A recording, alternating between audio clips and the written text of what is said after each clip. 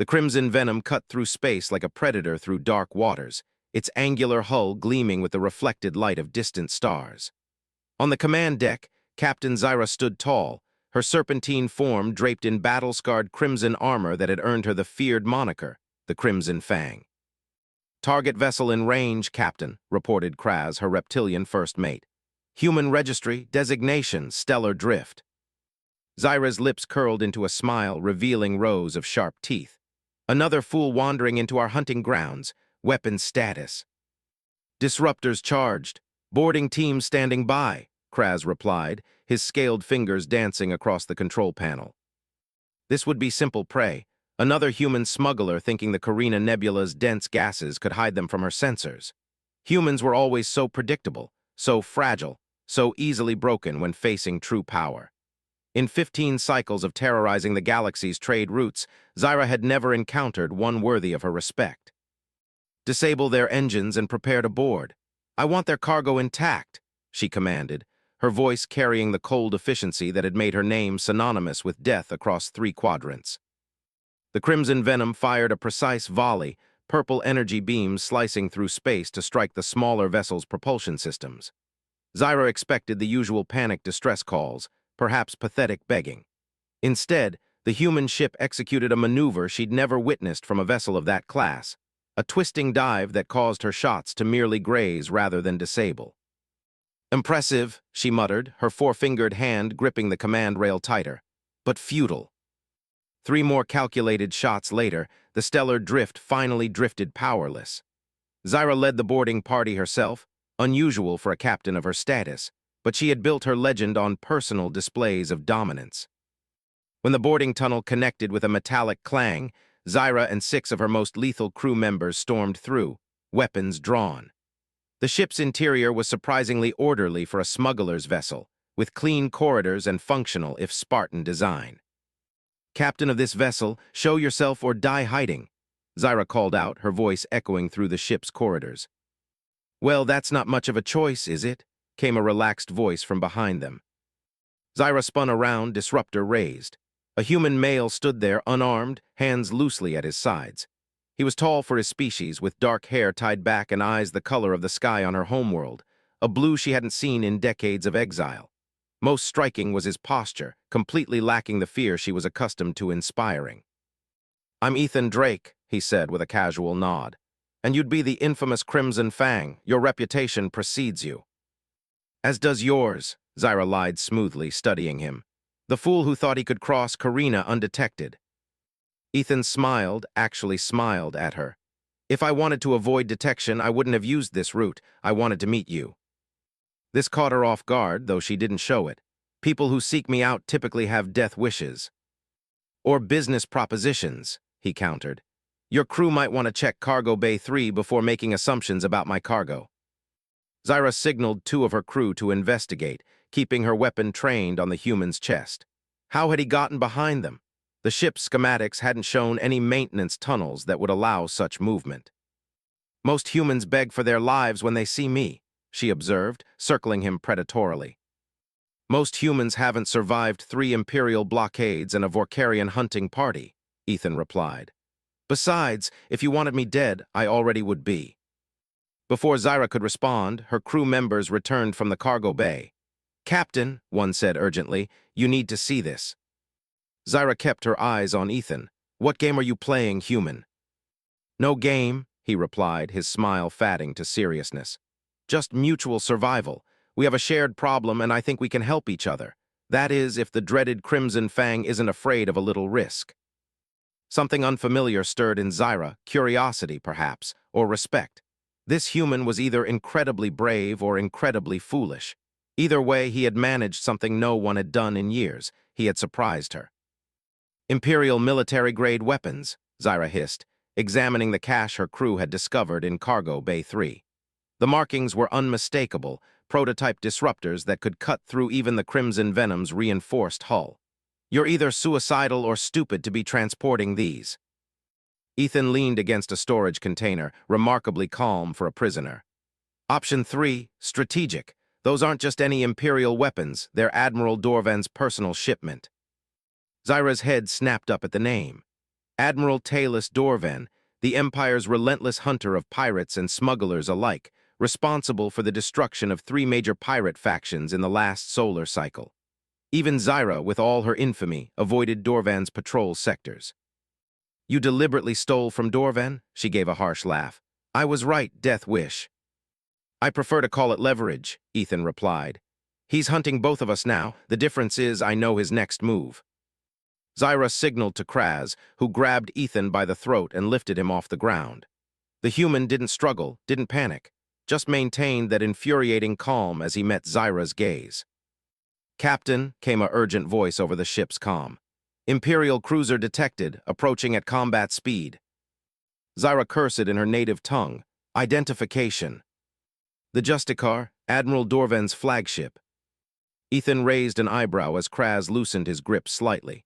"Timing's about right. I calculated he'd track the weapons here."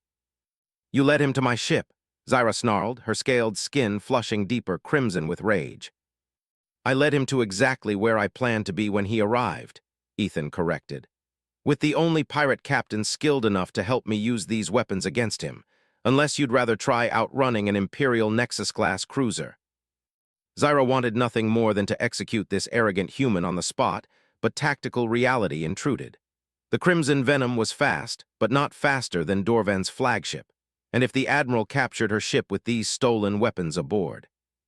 "Kraz, move these weapons to our hold. Prepare to detach," she ordered. Then to Ethan, "You're coming with us."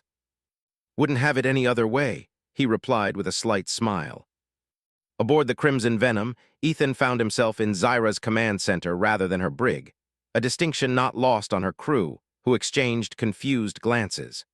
The pirate queen herself stood at the tactical display, watching as the Imperial cruiser grew closer. "We can't outrun them and we can't outgun them," she said flatly. "What's your plan, human?" Ethan stepped up to the display. "The Marax asteroid field. It's dense enough to mask our signature if we power down among the larger rocks." Zyra's second-in-command, a broad-shouldered alien named Vex with skin like polished obsidian, growled. "The gravitational fluctuations in that field tear ships apart. Even experienced pilots die there." "Good thing I'm an exceptional pilot, then," Ethan replied. "And I'm guessing the feared Crimson Fang didn't earn her reputation by taking the safe route." Zyra studied him with narrowed eyes. "You'll fly us in." "Unless you've got someone better." The command deck fell silent. Zyra had executed crew members for far less insolence, yet something about this human's audacity intrigued her. "The controls are yours," she finally said. "But understand this, if you betray us, your death will become legend." Ethan took the pilot's station as her crew watched with a mixture of hostility and curiosity. His hands moved across the unfamiliar controls with surprising confidence, quickly adapting to the pirate ship systems. The Crimson Venom accelerated toward the asteroid field, the Imperial cruiser in pursuit. As they entered the field, massive rocks tumbled around them, some large enough to dwarf the ship. Each required split-second course corrections that Ethan executed with uncanny precision. "Power down all non-essential systems," he instructed. "Minimal life support only." Zyra gave the order, and the ship fell into near darkness, emergency lighting casting everyone in an eerie red glow. She moved to stand behind Ethan, watching as he guided them deeper into the field, eventually bringing them to rest in the shadow of an enormous asteroid. "Now we wait," he whispered. Through the viewport, they watched the Imperial cruiser's searchlights sweep through the field, probing for any sign of them. Minutes stretched to an hour, the tension on the bridge palpable. "Your crew doesn't like me much," Ethan observed quietly. "They respect strength and fear weakness," Zyra replied. "You haven't proven the former yet." "And you," he asked, turning to look at her directly. "What do you respect, Captain?" The question caught her off guard. No one asked Zyra the Crimson Fang personal questions. They were too busy begging for mercy or fleeing in terror. "Survival," she answered after a moment.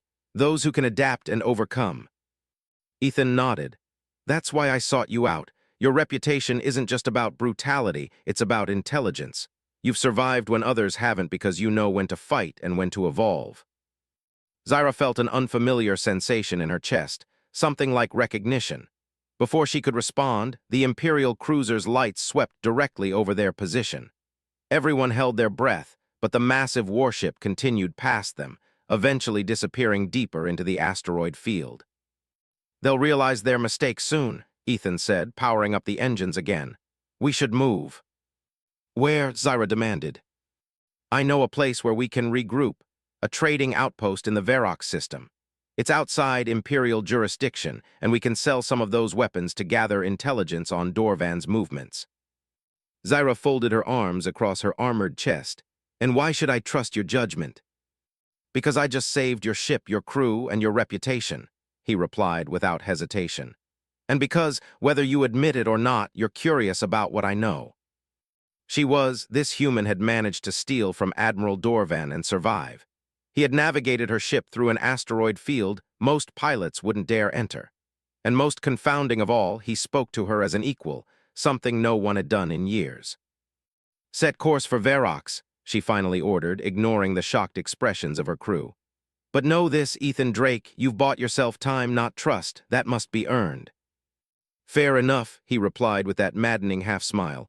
"I look forward to the challenge." As the crimson venom slipped quietly from the asteroid field, Zyra found herself studying the human's profile in the dim light. He was a puzzle, not just avoiding her wrath, but seemingly unafraid of it. In 15 cycles of piracy, she had encountered countless species, but none quite like Ethan Drake. This alliance would be temporary, she told herself. Just long enough to eliminate the threat Dorvan posed to her operation, nothing more. But as Ethan successfully plotted their escape, she couldn't ignore a troubling realization. For the first time in years, someone had managed to intrigue the galaxy's most feared pirate queen. The Verox trading outpost hung like a tarnished jewel in the darkness of space, a sprawling collection of interconnected structures that had grown haphazardly over centuries. Ships of all classes docked at its numerous ports, their crews seeking everything from legitimate trade to the countless illicit services offered in its shadowy corridors. The Crimson Venom docked at a private berth, secured with a substantial bribe to the station's corrupt administrators.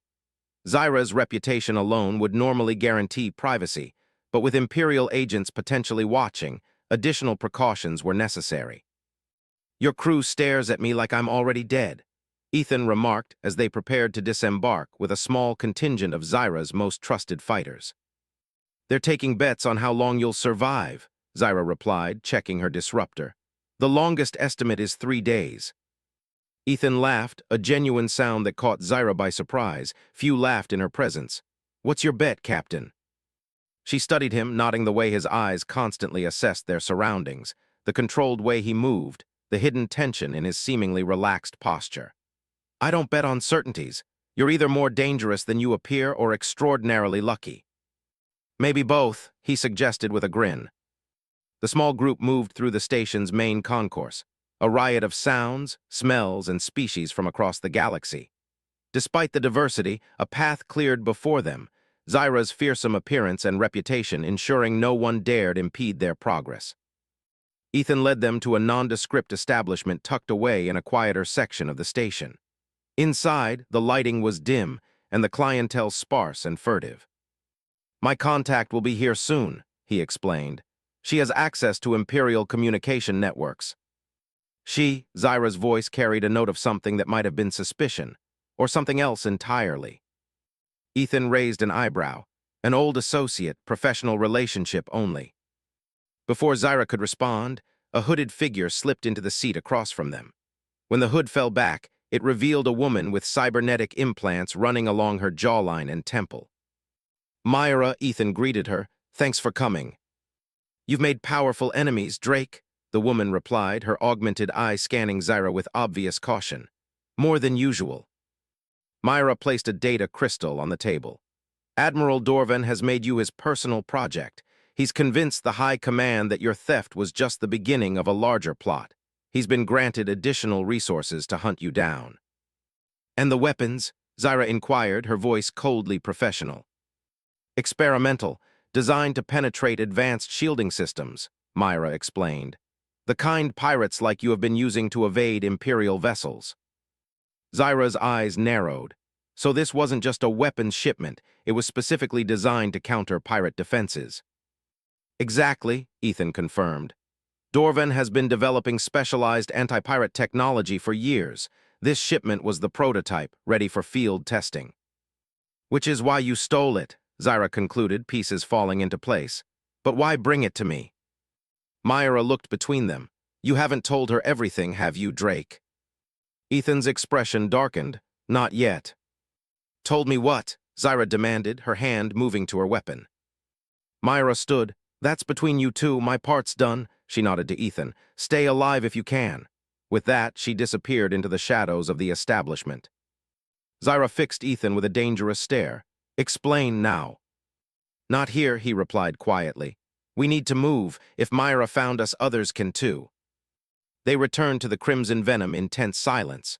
Once aboard, Zyra ordered her crew out of the command center, leaving just her and Ethan. Speak, she commanded. Ethan sighed, running a hand through his hair. I didn't just steal those weapons because they threatened pirates in general. I stole them because Dorvan designed them specifically for you. Me, Zyra's voice was dangerously soft. The Crimson Fang has become an obsession for him, Ethan explained. Those weapons were calibrated to the unique shielding frequency of your ship. He's studied every encounter, every raid. He knows your patterns, your tactics. How do you know this? She demanded. Ethan hesitated, then pulled up his sleeve to reveal a faded Imperial military tattoo on his forearm. You're Imperial, Zyra hissed, drawing her weapon in one fluid motion. I was, he corrected, not flinching from the disruptor aimed at his heart. 5 years ago, I served under Dorvan as a tactical officer. I saw firsthand what he did to captured pirates, experiments disguised as interrogations, testing the limits of various species. He called it necessary research. And now you're what, a defector with a conscience? Her voice dripped with skepticism. My younger sister joined a colony ship heading to the Outer Rim, Ethan explained, his eyes never leaving hers. Their ship was attacked by Imperial forces who claimed they were harboring fugitives. There were no survivors. The pain in his voice was raw, unfeigned. Zyra lowered her weapon slightly. I discovered later that Dorvan had ordered the attack, knowing full well there were no fugitives aboard. It was a field test for a new weapons system, Ethan continued. When I confronted him, he had me arrested for treason. I escaped during transfer and have been working against him ever since. Why come to me? Zyra asked, her voice softer now. There are other pirates, other ways to strike at the Empire. Because you're the only one he fears, Ethan said simply. The only one he can't predict. I've studied you too, Zyra. Behind the legend of the Crimson Fang, there's something Dorvan doesn't understand. You don't just fight for profit or power, you fight for freedom. Zyra turned away, moving to the viewport. Her reflection stared back at her, the fearsome pirate queen with blood-red scales and eyes that had witnessed countless atrocities, both received and delivered. You know nothing about me, she said quietly. I know you were captured by Imperial slavers as a child, Ethan replied. I know your entire species was classified as non-sentient labor resources to justify their enslavement. And I know you escaped by commandeering a transport ship, freeing 37 other captives in the process. Zyra spun around, genuinely shocked. How could you possibly? I had access to classified files before I defected, he explained. Your real name is Zyralyn Nevkerath. Your homeworld was raised by Imperial terraformers. You were 12 cycles old when you were taken. No one had spoken her full name in 15 years. No one knew that history. She had buried it beneath the persona of the Crimson Fang, a merciless pirate who cared only for plunder and power. We're not so different, Ethan said, stepping closer. We've both lost everything to the Empire. We've both reinvented ourselves to survive. The difference is you've built something powerful enough to truly hurt them. Zyra holstered her weapon slowly. What exactly are you proposing? A real alliance, Ethan replied.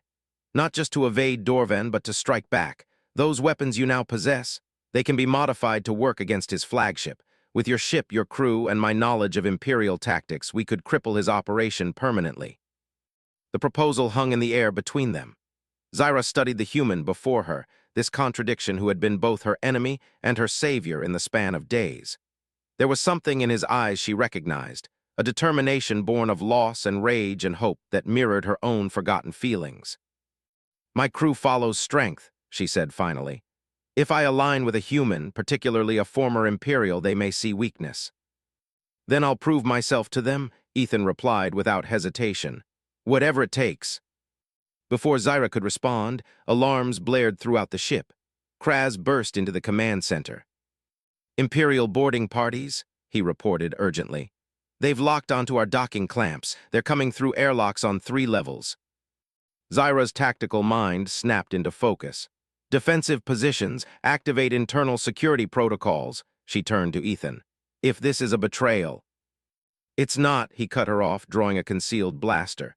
Give me a team, I'll secure the lower decks. Something in his eyes, determination, honesty, or perhaps desperation, made her decision. Kraz, give him 3 fighters. Lower deck defense is his responsibility. As the ship erupted into chaos around them, Zyra watched Ethan rush off with part of her crew.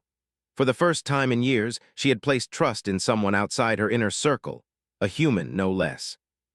Either it would prove her greatest tactical error, or the beginning of something neither of them could yet imagine. The battle for the Crimson Venom raged through its corridors, the clash of energy weapons and shouted commands echoing throughout the ship. Imperial boarding teams had breached 3 entry points, but Zyra's crew fought with the desperate ferocity of those who knew capture meant certain death.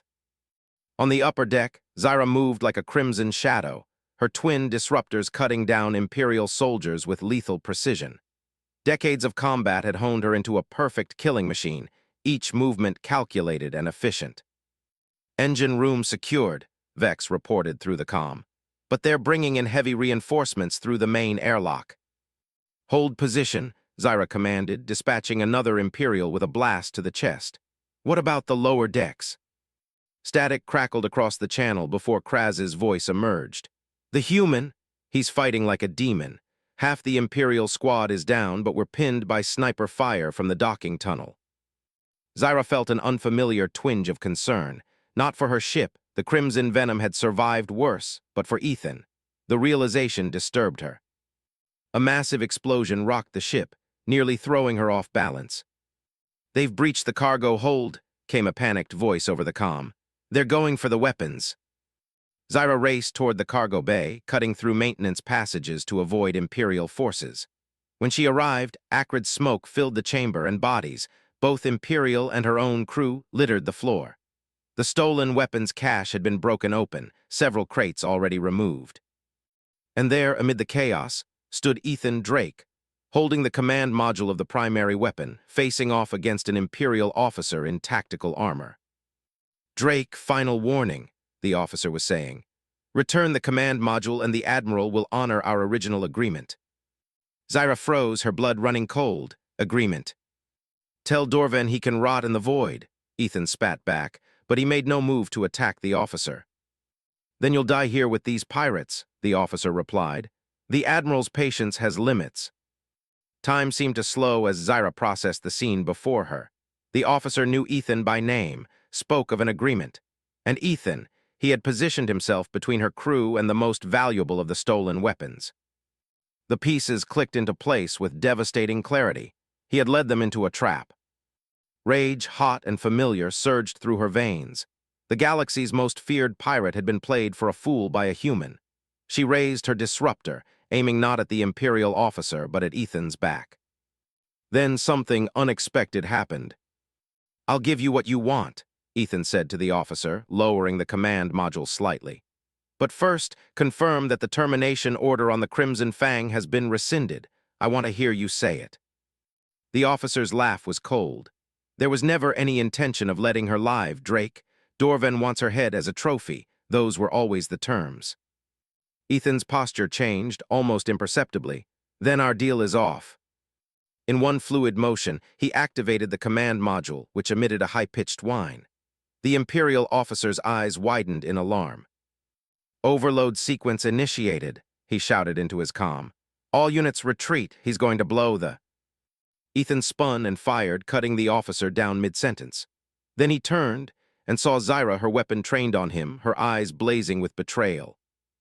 Not what it looks like, he said quickly, the module still whining in his hands. It looks like you led Imperial forces to my ship, she hissed, advancing on him. It looks like you had a deal with Dorvan. I did, he admitted, backing away. Initially, before I understood what he really wanted. More explosions rocked the ship as the battle continued around them. The Imperial forces were retreating, fleeing from whatever Ethan had activated.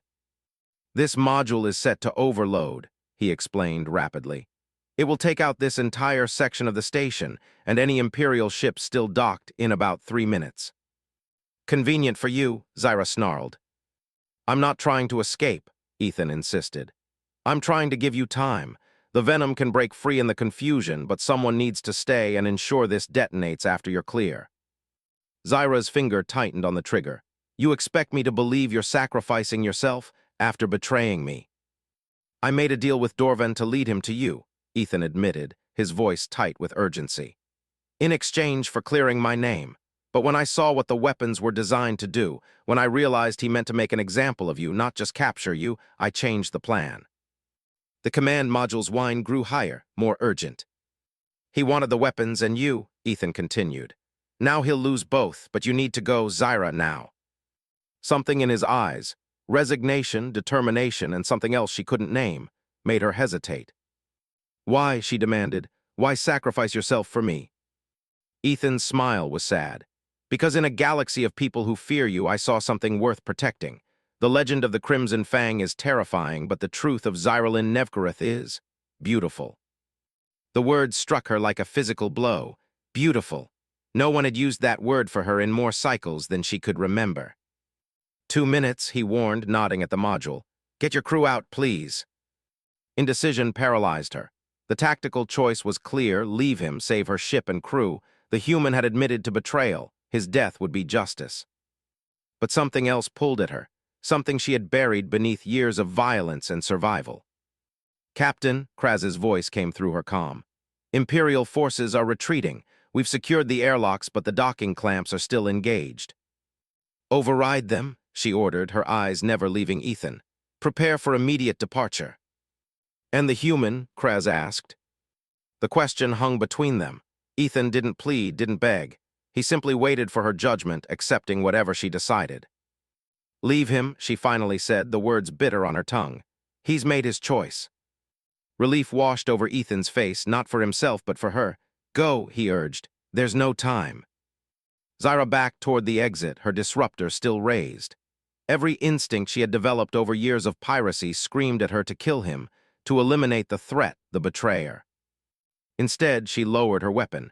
This doesn't balance our scales, human. I know, he replied softly. I never expected it to. With one last look at the man who had infiltrated her ship and somehow breached defenses far more personal, Zyra turned and ran. The crimson venom broke free of its docking clamps with seconds to spare, thrusters flaring as it pushed away from the station. On the command deck, Zyra watched through the viewport as the section containing the cargo bay erupted in a blinding flash of energy.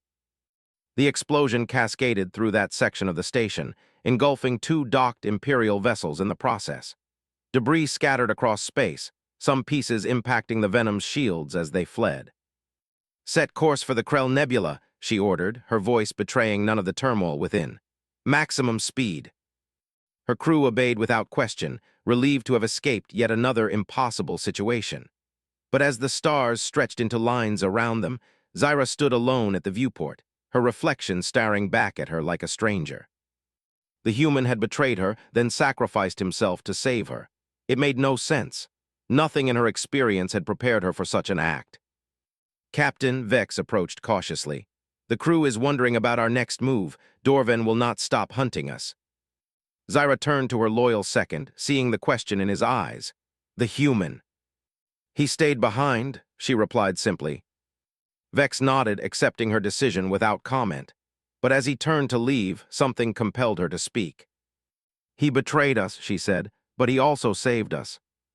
A confusing enemy, Vex observed. He wasn't an enemy at the end, Zyra said quietly, surprising herself with the admission. Later, alone in her quarters, Zyra accessed the ship's security feeds, reviewing the moments before their escape. She watched again as Ethan stood in the cargo bay, the overloading module in his hands, making no move to escape. His last words to her played in her mind. The legend of the Crimson Fang is terrifying, but the truth of Xyralyn Nevkerath is beautiful. Something stirred within her, an emotion she had thought long dead, buried beneath the weight of survival and vengeance. It wasn't simply regret, but something more dangerous, more vulnerable. A proximity alert jolted her from her thoughts. She rushed to the command deck, where her crew monitored a small vessel approaching. "Imperial," she demanded. "No, Captain," Kraz replied, confusion evident in his voice. "It's a single-pilot craft, unarmed, broadcasting on an encrypted frequency with your personal access code." Only 5 people in the galaxy knew that code. 4 of them were on this ship. "On screen," she ordered, her heart racing against all logic. The view screen flickered, revealing a familiar face, smudged with soot and blood, but very much alive. "Permission to come aboard?" Ethan asked, a weary smile crossing his face. "I believe we have unfinished business, Captain." The command deck fell silent, all eyes turning to Zyra. Her expression revealed nothing of the chaotic emotions beneath, relief warring with anger, confusion with something dangerously close to joy. "Permission granted," she said finally. "But this time you'll answer every question I have, no more secrets." "No more secrets," he agreed. "I promise." As the small craft was guided into the Crimson Venom's landing bay, Zyra dismissed her crew with a gesture. Whatever came next, whatever explanation Ethan Drake offered for his miraculous survival, one thing was clear. The galaxy's most feared pirate queen was facing a threat far greater than Imperial forces or rival pirates.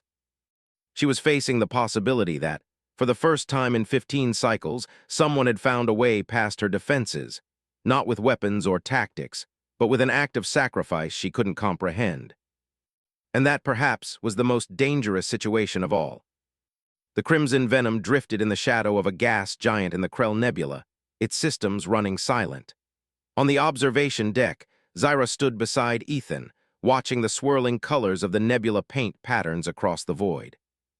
"How did you survive?" she asked, breaking the silence that had stretched between them. "Maintenance shaft," Ethan explained, his shoulder still bandaged from his escape. "I set the module to detonate, then used the emergency evacuation tube, barely made it to an escape pod before the explosion." Zyra's crimson eyes studied him with lingering suspicion. "And now, what is your plan, human?" "The same as before," he replied, turning to face her. "Stop Dorvan, but now he believes I'm dead, which gives us an advantage." In the 3 days since Ethan's return, the dynamics aboard the Crimson Venom had shifted. The crew still regarded him with caution, but his willingness to sacrifice himself had earned a grudging respect. Zyra herself remained guarded, unwilling to acknowledge how his survival had affected her. "Dorvan will not stop hunting you," she said. "Even with the prototype weapons destroyed, he has the resources to develop more." "Then we strike first," Ethan proposed. "I've been analyzing the data Myra provided. In 48 hours, Dorvan's flagship will rendezvous with a research vessel in the Estruz Belt. If we can infiltrate that meeting, we might find a way to neutralize his anti-pirate technology permanently." Zyra's tactical mind immediately began calculating possibilities. "The Estruz Belt is heavily patrolled. We would need a distraction." "Or a disguise," Ethan suggested. "With the right transponder codes, we could pose as an Imperial supply vessel." Their planning was interrupted by Kraz, who entered with urgent news. "Captain, we've intercepted a coded Imperial transmission. It appears Admiral Dorvan has accelerated his plans. He's mobilizing a fleet, not just against us, but against all known pirate havens in the sector." Zyra's eyes narrowed. "How many ships?" "5 cruisers plus support vessels. They're calling it Operation Crimson Purge." The name was no coincidence. "He's using me as justification for a sector-wide crackdown," Zyra realized. "The first target is Helios Station," Kraz continued. "They launch in 12 hours. Helios Station, a neutral outpost where pirates, smugglers, and fringe colonists coexisted in an uneasy peace. Home to over 15,000 souls, many of them refugees from Imperial expansion. "How many innocent people will die in his pursuit of you?" Ethan said quietly, not a question but a painful truth. Zyra moved to the tactical display, her mind racing. The old Zyra would have disappeared, found a new hunting ground far from Imperial space. The Crimson Fang's legend was built on pragmatism, not heroism. Yet something had changed. The human's willingness to sacrifice himself, for her crew, had awakened something she had long suppressed. A memory of who she had been before becoming the Crimson Fang, of Zyralin Nevkarath, who had once freed slaves rather than simply hunting prey. "Contact our allies," she commanded, decision made. "Every ship, every captain who owes me a debt, tell them the Empire is coming for Helios and after that for all of us." Ethan stared at her in surprise. "You're rallying a defense against 5 Imperial cruisers." "I'm rallying a counterattack," she corrected. "Dorvan wants the Crimson Fang, he shall have her." Within hours, the Crimson Venom had become the center of an unprecedented gathering. 17 ships, pirates, smugglers, and mercenaries had answered Zyra's call, not out of loyalty to her, but out of mutual survival. If Dorvan succeeded in his purge, none of them would be safe. In the Venom's war room, captains of various species gathered around a holographic display, many eyeing each other with barely concealed hostility. Zyra stood at the head of the table, her presence commanding respect even from those who had once been rivals. "Dorvan expects us to scatter like vermin," she told the assembled captains. "To abandon Helios and flee to the outer reaches. That is what prey does when a predator approaches." She leaned forward, her voice dropping to a dangerous purr. "But we are not prey. We are the hunters of the void, the free spirits who refuse to bow to imperial dictates, and today we prove it." Ethan stood slightly behind her, watching as the fearsome pirate queen transformed these disparate criminals into a unified force through sheer will and charisma. This was a side of her he had only glimpsed, the natural leader beneath the ruthless exterior. The plan they devised was audacious, relying on surprise and coordinated strikes rather than matching the Empire's superior firepower. Zyra would lead the main assault against Dorvan's flagship while the other vessels targeted the support ships, creating chaos in the Imperial formation. As the captains dispersed to prepare their crews, Ethan approached Zyra. "This is suicide," he said quietly. "Even with 17 ships we're outgunned." "Perhaps," she acknowledged, "but sometimes the greatest victories come from battles others deem impossible." "Is this about victory," he asked, "or vengeance?" Zyra turned to him, her expression softening almost imperceptibly. "Once it would have been only vengeance. Now it is about something more." "What changed?" he pressed, though he suspected he knew the answer.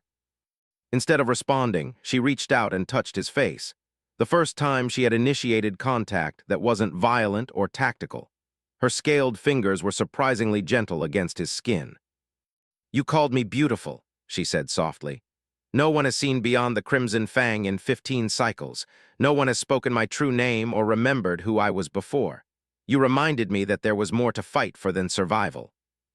Before Ethan could respond, she withdrew her hand and stepped back, the moment of vulnerability passing. "Prepare for battle, human," she said, her voice once again that of the feared pirate captain. "If we survive, perhaps we will continue this conversation." The battle began at the edge of the Helios system, as the Imperial fleet approached their target. Zyra's assembled force struck from the shadow of the system's outer moon, emerging with weapons blazing in a coordinated attack that momentarily overwhelmed the Imperial formation. On the command deck of the Crimson Venom, Zyra directed their approach toward Dorvan's flagship, the massive Justicar. Ethan manned the tactical station, his knowledge of Imperial protocols proving invaluable as they penetrated the outer defenses. "Their shields are adapting," he reported as their initial barrage was absorbed. "They're using the technology designed to counter your weapons." "As expected," Zyra replied calmly. "Initiate Phase 2. Around them, the battle raged. 2 pirate vessels had already been destroyed, but they had managed to disable one of the Imperial cruisers. The remaining ships continued their assault, creating the chaotic battlefield Zyra had envisioned. "Boarding pods ready," Kraz reported. "Launch," Zyra commanded. 5 armored pods ejected from the Venom, streaking toward the Justicar like deadly meteors. Inside each, a team of Zyra's most lethal fighters prepared for the assault of their lives. "You should be in a pod," Ethan said as the pods impacted against the Imperial flagship's hull. "Leading the boarding party is your specialty." "Today I need to be here," Zyra replied, "coordinating our forces." What she didn't say was that she needed him alive, needed him beside her. Another realization that both troubled and strengthened her. The Justicar retaliated with a barrage that rocked the Venom, causing systems to spark and alarms to blare. "Forward shields down to 30%, Vex called out. "Divert power from non-essential systems," Zyra ordered. "Maintain our position." Through the viewport, they watched as another Imperial cruiser exploded, the combined firepower of 3 pirate vessels finally overcoming its defenses. But the cost was high. Only 11 of their original 17 ships remained operational. "Captain," Kraz's voice came through the comm, distorted by weapons fire in the background.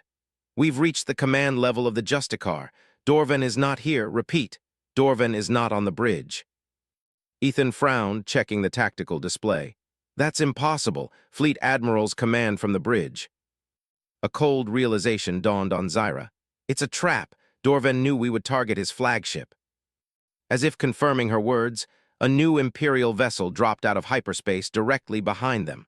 A sleek command ship, smaller than the cruisers but bristling with advanced weaponry. "The Executioner," Ethan breathed. "Dorvan's personal vessel. He must have transferred his flag before the battle."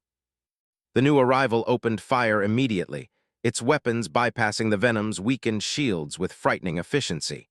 Critical damage reports flooded the command console. "Engine 3 is down," Vex reported grimly. "Weapons at 60% capacity. We cannot withstand another direct hit."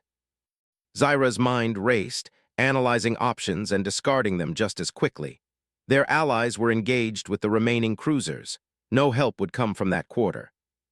"We need to retreat," Ethan urged. "Live to fight another day." "No," Zyra said firmly. "Dorvan ends this hunt today one way or another." She turned to her crew. "Divert all power to engines. Set collision course with the Executioner." Stunned silence fell over the command deck. "Captain," Kraz questioned over the comm. "You heard me," she confirmed. "All boarding parties return to your pods if possible, the rest of you. It has been an honor." Understanding dawned in Ethan's eyes. "You're sacrificing your ship to take out Dorvan." "The Venom's core, destabilized and rammed into his command ship, will ensure nothing survives," she agreed. "The legend of the Crimson Fang will end in fire as it should." Ethan moved to the navigation console, entering commands with quick precision. "There's another way." "Explain," she demanded as the Executioner lined up for another devastating shot. "The Justicar's weapon systems are offline from our boarding action," he said rapidly. "If we can get close enough, we can use its mass to shield us from the Executioner while I hack into Dorvan's command protocols." "To what end?" "I can trigger the Executioner's self-destruct sequence remotely," he explained. "My Imperial codes may still work if they haven't purged my access entirely." It was a desperate plan, with minimal chance of success, but it offered a slim possibility that her ship and crew might survive. "Do it," she ordered, then turned to Vex. "New course. Bring us between the Justicar and the Executioner." The Crimson Venom limped toward the massive Imperial flagship, using its bulk as cover. On the tactical station, Ethan worked feverishly, bypassing security protocols and exploiting backdoors he had once helped create.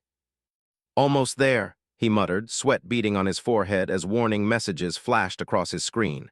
"They're detecting the intrusion, fighting back."